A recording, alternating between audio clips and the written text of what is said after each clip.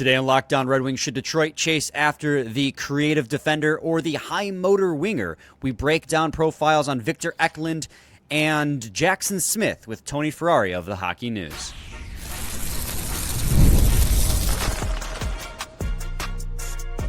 You're Locked On Red Wings, your daily podcast on the Detroit Red Wings. Part of the Locked On Podcast Network, your team every day.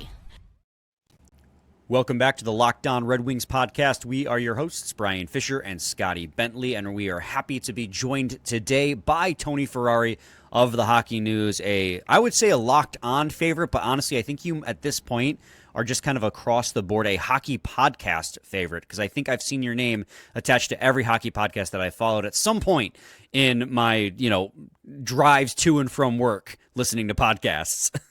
Yeah, I apologize for having to listen to me as much as you probably have. No, it's good. It's good. We like you, Tony. Who's your favorite, though? Who's my favorite? Well, anyone associated with Detroit is always wonderful. Wow, what a great PC answer. That's really great. Yeah. He's learned, because last year, 2 years ago, we explicitly made him say we were better than JD over at the Sharks. Correct. Yeah. Oh, well, yeah. In fairness, JD's garbage. We all know this. Right, exactly. And I think we asked that to like 4 people in a row at some point. We made people say that we were better than JD. Yeah. Yeah, I've given JD enough stuff over the years, so good times. You filled enough time on his airwaves for him that you can give him a little bit of crap. Exactly. So anyways, you're going to do that for us today. Fill time on our airwaves. Appreciate that. We're going to talk about 2 draft eligible prospects. Jackson Smith, we'll lead off with him. We're going to talk about Victor Eklund on the back half, brother of William Eklund. Jackson Smith, though, is a 6'3", 190-pound left shot defenseman.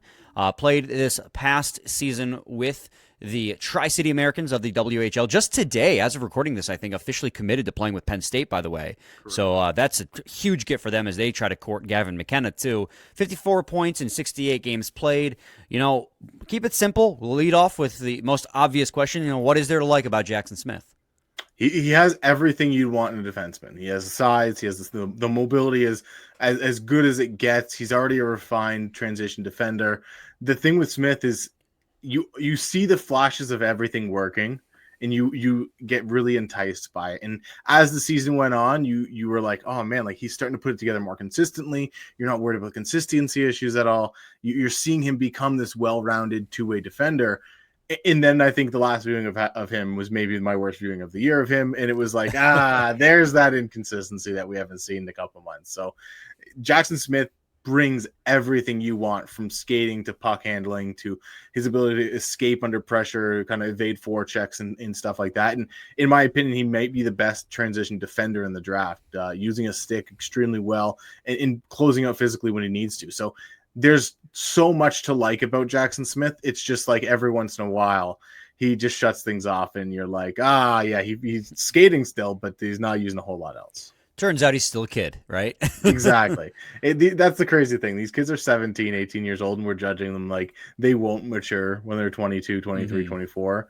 And sometimes really, I look at a lot of prospects, and something I've learned over the years is when inconsistency on some level is the biggest issue with a player, you kind of understand that like they will probably become more consistent. But then you have guys like Michael Misa who have the consistency and the high end skill. So you rank them accordingly. But yeah, I think a guy like Jackson Smith is definitely going to be enticing to teams pretty high in the draft this year. So, I mean, is the inconsistency really all it is? Because, like, to your point, I mean, if you're seeing flashes of like, wow, this guy might legitimately be one of the better defensemen in the draft class this year, but like he just can't put it all together for prolonged periods of time or whatever. Like I think that to your point, may be a guy that a lot of teams would just look at and be like, all right, well, he's going to mature. We'll develop him into just being able to bring that daily or whatever. Like, I don't know. It feels like if that is the biggest red flag, kind of like what you just said, that would be something a lot of people would be willing to take a risk on. Well, I think with Jackson Smith, the inconsistency is certainly the biggest issue. You want to see him kind of develop some level of like baseline play. And it felt like he did that in the second half of the year. I thought he was really, really good coming out of the new year. It was solid throughout the last couple months of the season. And like I said, my last viewing, a little bit of a fluke, most likely, was a little bit rough. And you saw some of the habits that he had earlier in the year. But that's also at the end of a long season, the guy that's played a lot of hockey and whatnot. So I think Jackson Smith brings everything you want. But like you said, what's holding him back? I think sometimes the thing that holds defensemen back that have all the tools like Smith does is just that cerebral edge. And I think with a guy like Matthew Schaefer, he has that. He's able to kind of dive in and attack and make all these creative plays. And Smith has the ability to do those things. And every once in a while they come out and they flash. But I don't know if he'll ever have that true elite offensive upside. I certainly don't think he's going to be a bad offensive defenseman, but it's going to be one of those things where you probably have a power play one guy ahead of him, and then he maybe is this power play two guy or the first guy on if there's an injury or something like that. So I think in general, he's going to end up being a pretty solid all-around defenseman that maybe doesn't have that specialty or that special trait that really kind of separates him and puts him into that upper echelon. But in a draft class like this, where you have Matthew Schaefer and then 6 guys probably really debating for number 2 among defensemen, at least, it's going to be interesting to see who goes second, third, and fourth among those blue liners. Well, and you have him, you know how Elite Prospects always consolidates everyone's rankings. You have him ranked according, at least most recently, as 9th. Your 9th best NHL-ready prospect. The highest I see is 6th. The lowest is, I think, 16th, 15th, along those lines. So kind of right in that range where the Red Wings are drafting at 13th. You know, when you're considering weighing his talents against everybody else's, you know, what puts him, you know, on the higher end in your rankings compared to what other people are saying? Well, I think my thing is you look at Jackson Smith and you know he's going to be a good transition defender. Like I said, he might be the best in the class at that already, but you kind of have a bunch of different routes for him. Like, could he end up leveraging his skating a little bit more and becoming that more of that offensive defenseman? Sure. Could he end up like locking things down and becoming a true shutdown defender that you can throw out in all situations and know that in the last minute of the game, like the other team's not producing anything? For sure. He has all those tools. So it's really for me about whatever team drafts him is going to have an idea of where how they want to mold him. And he's a really moldable player, in my opinion. I've talked to him this year a couple times. I did game tape with him, and he's a guy that certainly seems like he's willing to kind of take on any role. He's not a guy that kind of has his mind set on being a certain style of defender. Well, and I think that I don't know, that archetype of player is so interesting to develop, because then you're almost focusing as an organization on like, okay, what do we develop really well? So what is best case scenario for us to turn him into? You know what I mean? Like, what is, if a team is really good at developing like defensive-minded, defensively sound, and high IQ players on the blue line, then like he makes sense for them. Or, you know, you get like Colorado gets them. Okay, they're going to try to make them like, you know, like some offensive, like, you know, firepower guy. So it's interesting that you have him kind of in that back part of the top 10, because there's a few teams that I think probably fit that mold a little bit in terms of development. Is he someone that you think is available for the Wings when it's our turn to pick? Like, do you think that this is even a super feasible option, meaning that like it's going to be literally possible to pick him? Well, I think because of the draft class that we have in front of us this year, the 2025 group, it's a really weird year. I think you've kind of got 1, 2, and 3, maybe 4 locked up at the top, and then you have another small group after that, and then it really kind of opens up. The reason I have Jackson Smith a little higher than some is defenders always going. There's always a run on defenders. There's always a defender in the top 5. Matthew Schaefer will take care of that this year, no problem. But then it's who do I like best next among the blue liners? There's always a couple guys in the top 10 that go. Jackson Smith for me is the guy that I look at and I go, okay, I can work with this if I want to make him that more offensive leaning guy, if I want to make him more that defensive leaning guy, or just an all-around guy. Like, I look at a guy like Matthias Ekholm, who we see in the Stanley Cup final with Edmonton, and although he's been playing a little hurt and there's been some injuries this year, like, that's a guy that I think everyone looks at and goes, yeah, I'd love to have him on my team. Well, Jackson Smith may not reach those heights and be Matthias Ekholm, because arguably, in my opinion, the most underrated defenseman of the last decade. I think Jackson Smith has that flavor to his game where you can rely on him with the puck on his stick. You can rely on him defensively. You can rely on him just about any situation. He fixes a lot of things that your team needs. So for me, that's why he's kind of in that top 10. As for whether he's there for the Red Wings at 13, I could see it because maybe a team goes, well, we want Sean Aitchison because he's going to beat the crap out of people. Maybe a team goes out, we want Radim Murtka because he leans defensively. He's a little bit bigger, a little bit stronger. He's got some pro experience. Maybe we go with him. And then as other teams go, well, we want forwards because there's a lot of good forwards in that range. Maybe that's where Jackson Smith falls, and that's how you end up with a guy like Smith at 13. Awesome. Thank you. I have one more question, too. I'm going to spin Scotty's question a little bit on its head when we come back. So stay tuned for that in segment 2, as well as our conversation about Victor Eklund with Tony Ferrari of the Hockey News. Stay tuned. Segment 2, Lockdown Red Wings coming up. Ever check your bank account and wonder, where did all my money go? Man, I did that this weekend. Whew. Between dining out, online shopping, and entertainment, it's easy to lose track. That's where Monarch Money comes in, your personal CFO, giving you full visibility and control over your finances. Monarch Money isn't just a budgeting app, it's a complete financial command center. You can track all your accounts, investments, and spending in one place so you stop just managing your money and start building wealth. When you start using Monarch, you're going to realize how much money you're spending on food delivery and subscriptions and all those other things that nickel and dime you until next thing you know, your money's gone. So budget smarter and save more with Monarch. Instead of juggling multiple apps, you can use Monarch to check your finances, track spending, and even plan long-term goals. Managing money with your partner is smoother than ever. You can track shared and personal accounts, set goals, and stay on the same page without the stress. Take control of your finances with Monarch Money. Use code LOCKDOWNNHL at monarchmoney.com for 50% off your first year. That's monarchmoney.com, code LOCKDOWNNHL for half off your first year. Segment 2, Lockdown Red Wings podcast. Tony Ferrari of the Hockey News is joining us, helping us break down Victor Eklund and Jackson Smith. We're wrapping up Jackson Smith here. I just had one more question here about him. And, Scotty asked about, will he be available for the Red Wings? My twist on that is, does he make sense for the Red Wings, right? Looking at their prospect pool, they are constantly touted of having one of the best prospect pools in the NHL. But at the same time, there's also still a lot of need there for high-end defensive talent, I think. ASP on the right side, but, Seider and Edvinsson have both graduated. Do you think that they could use a guy like Jackson Smith over a top-6 winger? I think the Red Wings are in position to kind of take what falls to them. If Jackson Smith is there, I think it makes sense because maybe you look down the pipeline and you go, some of these other guys might be better suited as bottom pairing guys. And if you can get a top 4 that is Seider and Edvinsson on the top pair, and then your second pair is Jackson Smith and ASP, that's where you kind of have a really good advantage. You got a young, solid group that can grow together, and you don't have to worry too much.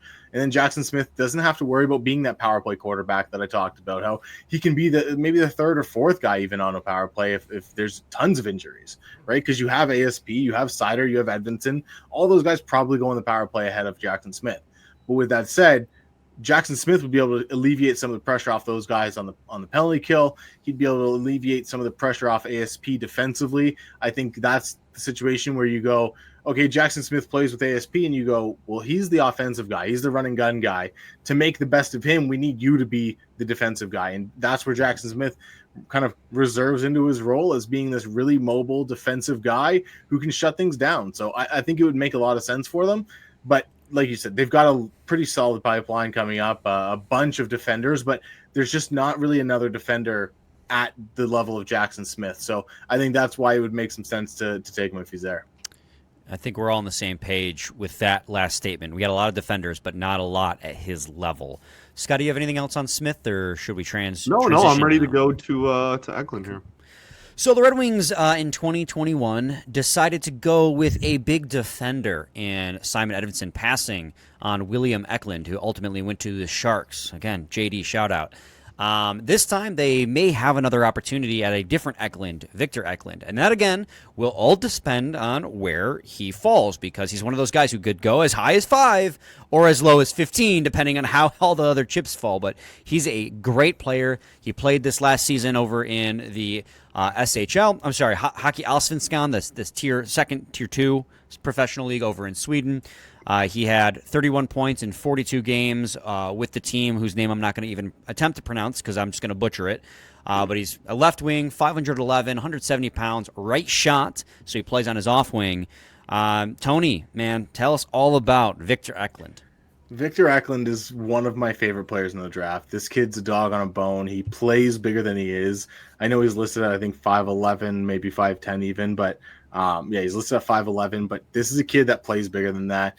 I talk all the time about how sometimes smaller players are able to go and win board battles because they leverage their size, they leverage their speed, and they get in under bigger defenders. So many times, like, there's a 6'6" defender, there's a 5'11" forward. You go into the corner and you're like, how did the 5'11" defender get out of that? Well, they have a lower center of gravity. They can get in under the defender and they can come out with the puck because they have a higher skill level and a little bit quicker feet. And that's Victor Eklund. He's goes into every board battle knowing he's going to win it, and he comes out most of the time with the puck. He's a relentless player along the boards, not as refined as his brother was along the boards. His brother was a little bit more methodical along the boards and tactical.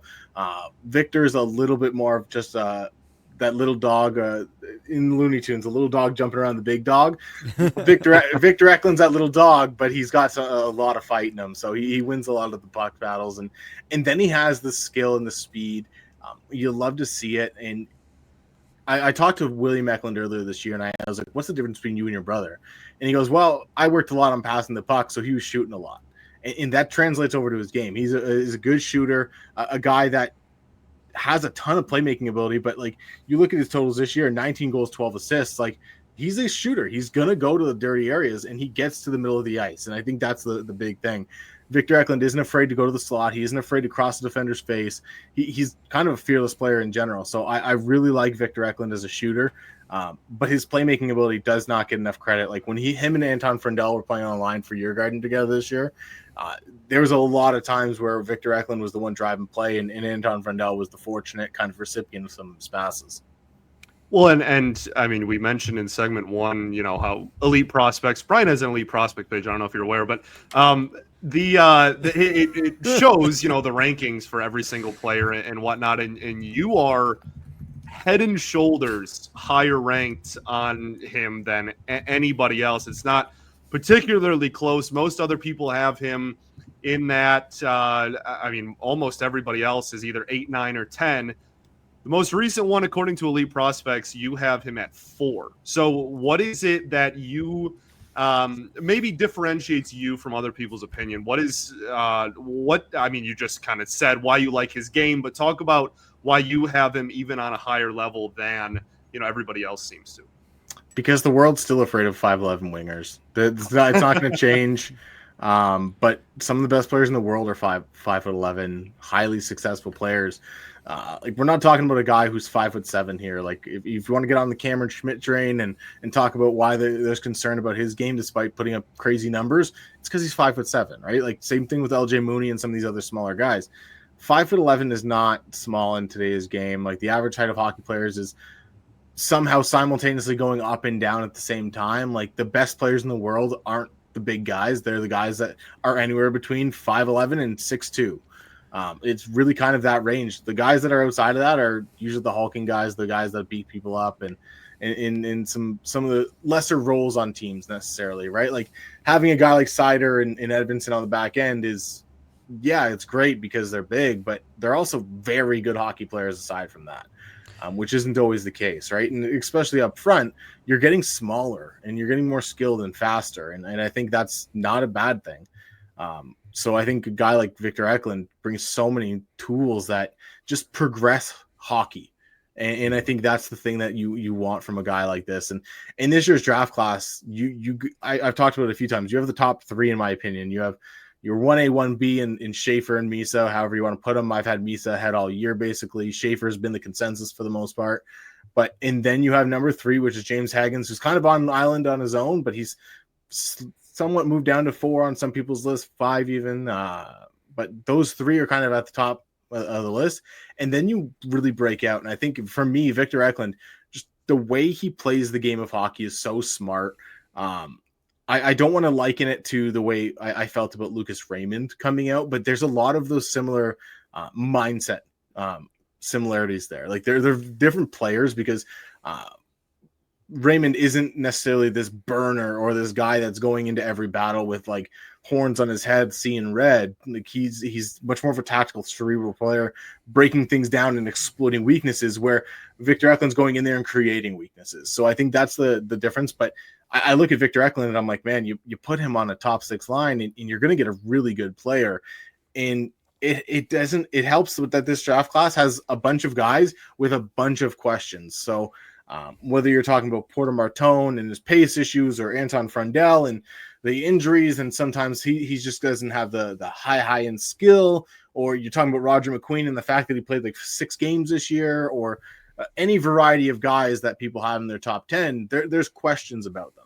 With Victor Eklund, I go, there's not really a question. I know what he's going to do in the next level because this is always what he's done, and he's blown the doors off in the Allsvenskan, produced similarly or better than guys like William Nylander, David Pasternak, and a bunch of other players that everyone looks at in the NHL today, and they go, those are top 25 guys, top 20 guys, top 10 guys. So I think Victor Eklund's a guy that is getting underrated, but whoever gets him is getting one hell of a player. You can feel the difference in like the passion. Like this is a guy that Tony clearly really likes. Yeah. That you sold us on Eklund. For this He's going guy, to all war right? for I Victor would. Eklund. And it was the same. It was the same thing with his brother back a few years ago, Yeah. right? Like I had William Eklund higher than just about anyone other than Will Scouch.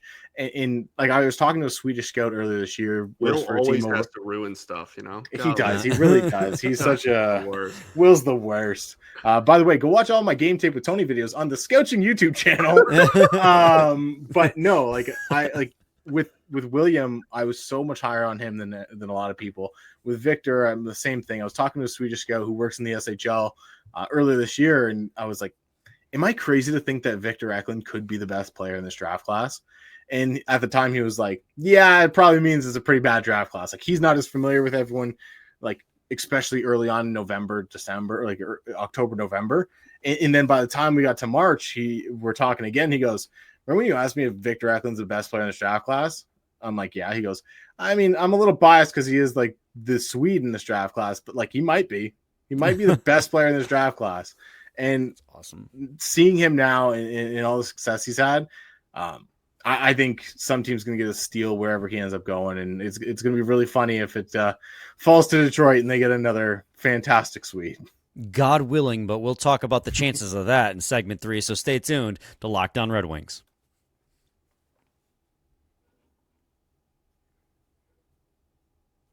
You just teed up that transition for me. Yeah, that was a beauty. It's beautiful. Segment 3, Locked On Red Wings podcast. Tony, I teased it there. Will he even be there for the Red Wings? Like, is this a reality? I mean, I know I spoke that he was anywhere between 5 and 15, but that was a little bit of an exaggeration. In reality, it's been like 5 and 10 in most people's draft rankings. You had him at 4. Yeah, it's going to be interesting because can I see him getting to 13? 100%. I really could. Because I look at the teams ahead of them and I go, is Nashville going to take them? No, they're probably going to take somebody physical. Philly, Boston, same thing. Seattle, maybe. Seattle seems like a team that would take a guy like Victor Eklund. Buffalo, I don't know. They're going to take some guy from the 4th round and call him a player. Anaheim, that's like, to me, that's the Kashan Aitchison pick if he doesn't go to Boston. Pittsburgh makes sense. A guy like Kyle Dubas loves this kind of player, and that could make some sense. And then you have New York, and New York is, I don't know if they're going to trade the pick. I don't know if they're going to draft EJ Embry 2.0 or whatever they're planning on doing, but I don't see them taking a guy like Eklund. So really there's 2 teams in the range that I look at and I kind of worry about. And of course he could go to a team like Boston. He could go to a team like Philly, who knows, right? Like they're different management groups that are evolving all the time. But I really do look at Seattle and Pittsburgh as kind of the 2 inflection points for Eklund. And if he's not there, then I think Detroit's primed to take him. I really, and this is kind of more big picture than it is about Eklund specifically, but I something we pretty much always ask you whenever you're on here is just looking at where the Red Wings pick and the situation the Red Wings currently find themselves in. I think something that we have also asked, I want to say everybody we've had on so far as well. Right now, if you had to make a decision, are you drafting someone with the Wings pick or are you trading? It depends who's available for trade. Like if you can go out and get JJ Peterka, take that. Like go get JJ Peterka. Like that kid's a stud. Like he would be fantastic with anyone in the top 6 pretty much for Detroit. So I think that's certainly an option for them. But if you're gonna take the pick, if you're gonna draft, don't go and draft a guy that's safe. The Red Wings have done that enough. They've got Casper, who's exceeded my expectations. They've got Danielson, who I still think has a bit of a limited upside, and he ends up your third line center, great. But if you're the Red Wings, and I love Braden Coots, I think he's a fantastic player. He's a really good player. He's high up on my board. But if you're the Red Wings at 13 and Braden Coots is the guy you go draft, it's like, okay, we're drafting another safe two-way center who is going to be a solid player for us. I don't have any question as to whether he'll play, but you're missing on some of the upside that you could go for. So, I mean, if Carter Bear's there, if a Jake O'Brien's there, if a guy like Victor Eklund falls to them, that's the kind of player you have to go for. You have to go for a guy with some upside. I mean, do you take the swing on a guy like Roger McQueen? Maybe, but the injury concern with Roger McQueen is massive. And even before the injury, I wasn't the biggest fan. So if I'm Detroit and I'm taking that pick, I'm swinging for the fences. I'm going for a guy that has a ton of skill, because that's going to be the thing that's the difference maker for Detroit at this point. Like Detroit is almost a good team. They're almost a team that squeaks into the playoffs, right? There's elements of a good team there. And like, as I'm cheering for them to make it this year, and I'm cheering for them to make it last year, and they just fall off. And it's because when push comes to shove, you're putting everything on Sider's back. You're putting everything on Raymond's back, on Larkin's back, and you're going, all right, guys, carry Patrick Kane and some of these other flawed but very good players into the playoffs. And it's tough to do, man. Like 16 teams don't make the playoffs every year, and Detroit has just found a way to come up just a little bit short each of the last couple of years.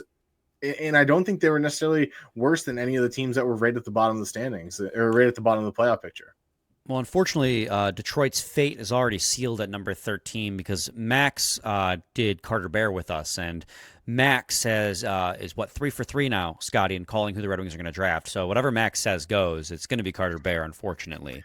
Well, but no, I could get on here a whole another time and do another impassioned speech about Carter Bear. So if that's who you get, we will hold kudos to you. Kudos to you. Great. That sounds great. Yeah, we talk about the hypotheticals, but it's going to be Carter Bear. It's just that's locked in now. It's been spoken, so that's how it goes. The other thing, too, is like the Red Wings do desperately need a top 6 forward. Obviously, we assume Patrick Kane's returning. Like, it felt like the mutual interest is there. He's not a long-term solution. Like, you will need to fill that role at some point. But he's top 6 right now. Marco Kasper turned into a top 6 player probably faster than any of us expected. DeBrinket's there. You got Raymond, you got Larkin, but you really need somebody for the left wing on that top line. And, Victor Eklund is a left wing. And, yeah, he's, again, going back to what you were saying a second ago, quote-unquote, undersized at 5'11". It's funny if he is 6 foot. Nobody's talking about it. Exactly. But the question is then, do you use the 13th overall pick to acquire, and this is, again, assuming Victor Eklund's available, and likelihood he won't be, but do you use that 13th overall pick to acquire an NHL-ready body now, or do you use that pick to draft a guy who will be a top 6 left winger for you, but it might take a couple of years? And I think that's going to be really telling about where Steve Yzerman thinks the Red Wings are at in their development. Yeah, it's so interesting because we talk about, like, do you use the pick and go get a guy like JJ Peterka, or do you go and draft a guy like Victor Eklund? There's literally the 1 inch you were talking about, this much here, that's the difference. Peterka's a 6 foot guy, 190 pounds, so he's a little bit bigger, but it's mostly the fact that he's 23 now. Like, Victor Eklund can easily get there. So it's such a funny, weird, arbitrary number at the end of the day. Whereas if you're 6 foot, like, as silly as it is, NHL teams are very much people on Tinder going, oh, I need him 6 foot. He needs to be 6 feet. And if you're not 6 feet, like, I'm going to set the filter. You're going to get excluded from my list. Like, I'm not swiping right on you or swiping left, whatever it is. I don't know. But, like, that's kind of how NHL teams operate sometimes. It's silly. but it's been the case for years and years. So a guy like Victor Eklund maybe gets docked a little bit because of that. Scotty, got anything else for That's our all I friend got. Tony Ferrari? All right. Well, Tony, you already did plug your YouTube channel, but why don't you do that again? And of course, where people can read your stuff. Well, you can read all my stuff at thehockeynews.com. Definitely check out all that. I've got a ranking coming out later this week. It'll be my final ranking of the year. Spoiler alert: Victor Eklund is at number 4. So if you're drafting him, you're getting one of my favorite players in the draft. So to check all that stuff out, I've got tons of draft content coming, including who's the second best defenseman, featuring Jackson Smith, my guys of the draft, featuring guys like Carter Bear. And then check out my Game Tape with Tony videos at the Scouting YouTube channel. I've done everyone from Michael Misa to Matthew Schaefer. I've got a few more players coming. LJ Mooney just released today. So there's a ton of really fun, interesting players, including Jackson Smith, that are on that series. So check that out. You know, I'm going back and checking because Max texted me last year that he wanted to talk MBN, but it was actually you who talked to us about MBN on the pod. So you are also on a 1-year streak. So it's either going to be Jackson Smith, Victor Eklund, or Carter Bear. He just said we'll a find out. 1-year streak. He's on a 1-year streak. What a He's going stud on streaking. a 1-year streak. This guy's on a 1-game hitting streak. That's a that's a long one. It's I like mean, when I prior- get a goal. I get a goal in men's league. I'm on a 1-game goal streak because it doesn't happen often. I'm counting it. I'm counting it. Prior to this year, Javi Baez was piling up 1-game hitting Yes. streaks. He's good at that. Yeah. Tony, thank you so much for coming on. We always appreciate it. And Scotty and I will be back tomorrow, probably talking about the free agent goaltending market, because apparently the Red Wings are reportedly involved in that, even though they have 1,000 goalies in their organization. Stay tuned. Same time, same place. It's your team every day.